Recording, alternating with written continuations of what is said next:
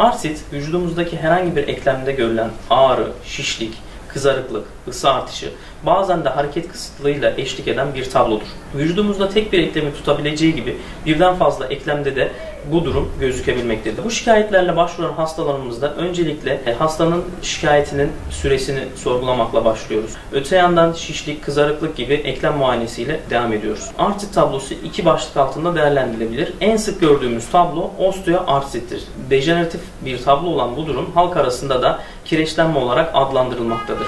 Özellikle yük binen eklemlerde, kalça, diz gibi bölgelerde daha sık görülmektedir. Risk faktörü olarak obezite, yaşlılık, sigara kullanımı, yanlış veya yoğun eklem kullanımı gibi tablolarda ortaya çıkabilmektedir.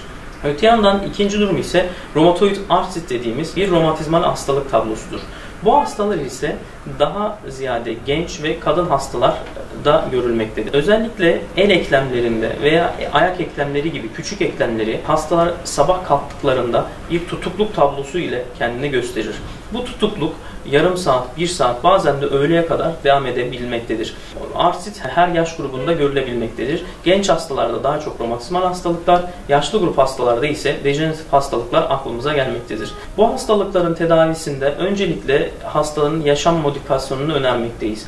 Bunun içinde yürüme, hafif tempolu yürüyüş, yüzme olabilir, bisiklet kullanımı olabilmektedir. Kilolu hastalarımızda ise kilo verimi, obeziteye karşı önlem, uygun diyet önermekteyiz. Hastalarımıza ilaç tedavisini ise poliklinik şartlarında uygun hastalara reçetelemekteyiz. Bir grup hastamıza ise hastanelerimizde fiziksel tedavi modalitelerini uygulayarak hem o bölgeye ağrı kesici ajanlar, öte yandan ise güçlendirme egzersizleriyle eklemin sağlığını desteklemekteyiz. Fiziksel tedaviye bu modalitelere yanıt vermeyen hastalarımızı ise cerrahiye yönlendirmekteyiz. Peki artritle baş edebilmek mümkün mü? Tabii ki erken tanı, erken tedavi ve uygun yaşam modifikasyonu ile bu tablonun üzerinden baş etmek mümkündür.